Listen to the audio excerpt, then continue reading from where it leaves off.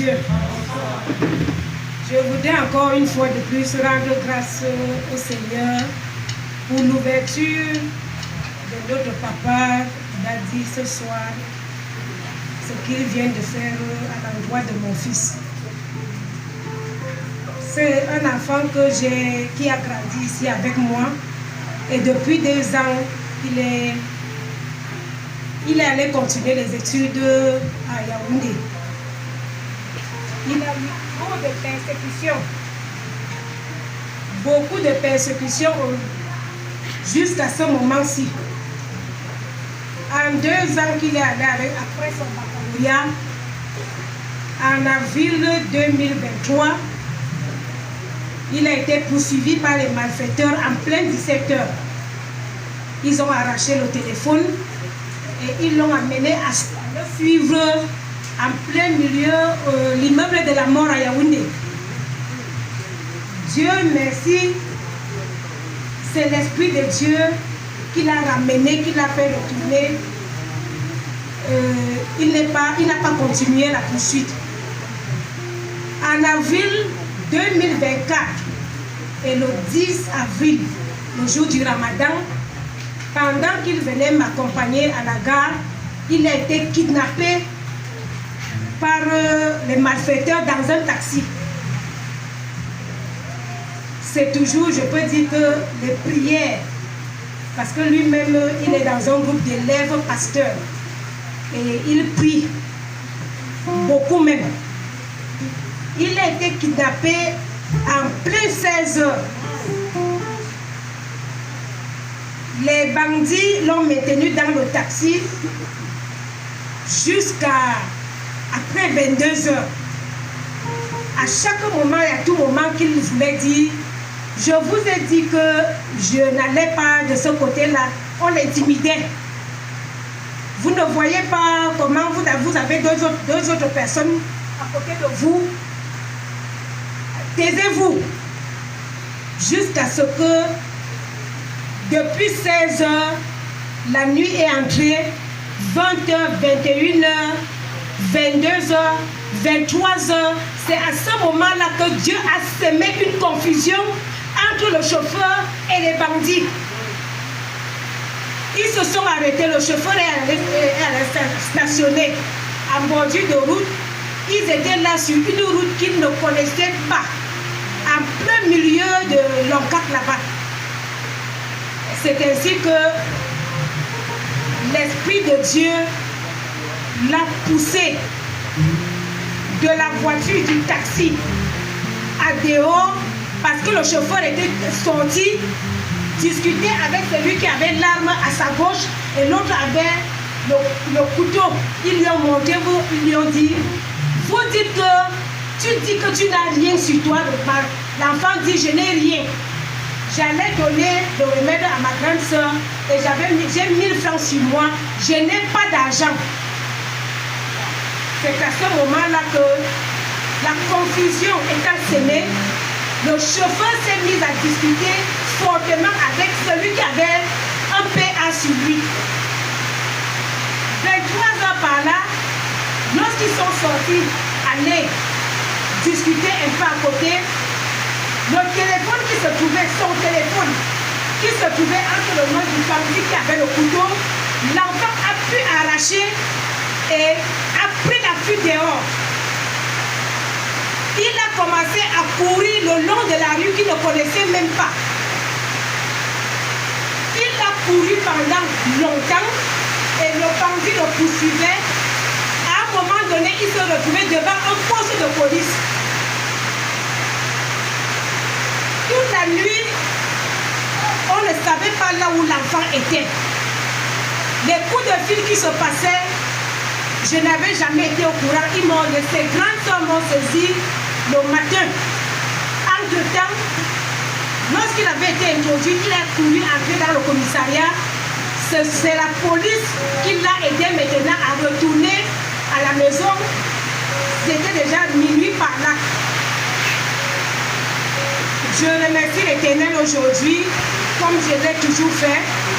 Je continue à remercier l'Éternel parce que ce soir, c'est un esprit de mort que Dieu a encore, le Saint-Esprit a encore éclairci Daddy pour que cet enfant soit délivré. Je rends vraiment grâce à Dieu parce que ce n'était pas son moment. Amen. Peuple de Dieu. Je suis arrivée. J'avais très mal au dos. Il y a de cela beaucoup de mois. On a commencé par traiter mon dos. Après, le dos est parti. Ça a pris le bas-ventre. Je suis venue voir Daddy beaucoup de fois. Je me plaignais toujours du bas-ventre. Mais je ne lui disais pas quelque chose. J'étais tellement excitée. C'était comme si il y avait toujours quelqu'un auprès de moi. Ça n'allait pas. Je suis venue voir ma maman. Je l'ai expliqué, on a essayé de prier. Et parfois, lors de la prière, ça faisait comme si on m'opérait, comme si on me déchirait le bas-ventre. C'était très douloureux. Mais quand je venais voir Daddy, je lui disais seulement que j'ai mal au bas-ventre. Je ne disais pas tout. Mais à elle, j'expliquais. Je suis là pour dire merci au Seigneur et à Daddy parce que ce démon s'est caché, finalement, il est sorti. Et je remercie Dieu pour ça. Oh, je veux remercier Dieu en fait pour ce début. Parce que la dernière fois, c'était avant de dormir. Je me sautais en dessous de minuit quand 1 heure. Là, il compris qu'en entend tous mes pieds. Là, tout ça était là. T'es glacé. T'es tellement glacé. Là, attends, je suis parti en entendant réveiller ma mère. Je dis qu'elle ne va pas entendre tous mes pieds sont glacés. Elle a donc sorti dans le bois. Ensuite, maintenant, ça a été mes pieds à l'intérieur, parce que ça n'allait pas.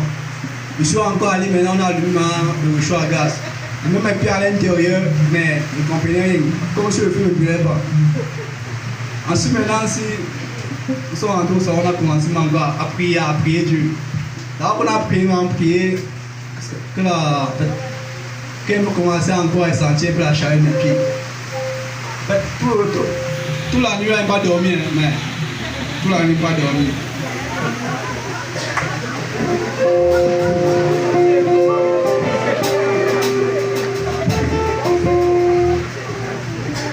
Après, dans le moment, j'ai appelé Daddy. Daddy m'a dit que vraiment c'était l'esprit de mort qui me cherchait, mais il ne m'a pas eu. Vraiment, je suis venu hier, si on a prié Daddy, moi je remercie Dieu parce que je sais que l'esprit de mort derrière ma vie est dégagé. Il n'y a plus jamais béni. Je crois et sais que ce soir j'appelle les zéros. Il perd son temps. C'est fini. Je remercie Dieu, rends grâce à Dieu. Je suis aujourd'hui devant vous pour rendre grâce à Dieu pour ses grandes dans ma vie et dans la vie de ma famille. Il y a de cela 3 mois, j'étais malade. Il y a de cela 3 mois, j'étais malade du 28 août jusqu'au 15 août. Du 28 mai jusqu'au 15 août. Ma maman m'a amené d'abord dans l'hôpital du quartier. On a pris 2 semaines de traitement. Ensuite, nous sommes partis en Anacom. On a fait l'échographie. Nous sommes venus chez Daddy. On a fait 3 jours de prière. Nous sommes partis à l'hôpital central. On a demandé qu'il faut l'opération. Et l'opération était chez 270 000. On est encore revenu chez Daddy, il a prié. Ensuite, on est parti à la clinique islamique. On a demandé 320 000. On a dit qu'on doit m'opérer. Ma maman a envoyé le problème au village de mon grand-père. Il a envoyé les remèdes indigènes. Voilà ça que maintenant je suis ici devant vous pour rendre grâce à Dieu parce qu'il m'a guéri sans opération. Et je voulais vraiment rendre grâce à Dieu.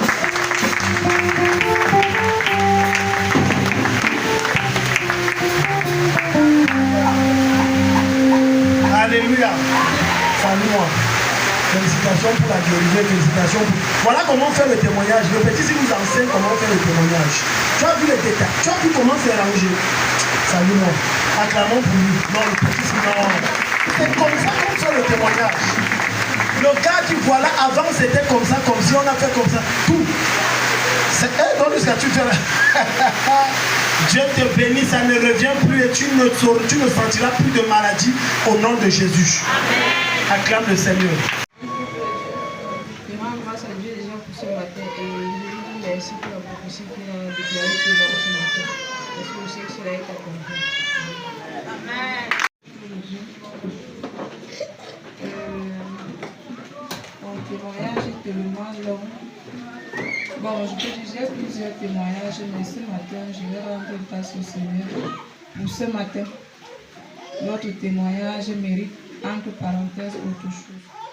Je rends grâce au Seigneur ce matin pour cette chaîne, cette corde, ce lien qui me retirait toujours parce que je me souviens quand on avait toujours les malheurs dans la famille, un jour, quelqu'un du village s'est levé jusqu'à dire qu'on ne peut rien. Pourquoi? Parce qu'il y a l'insigne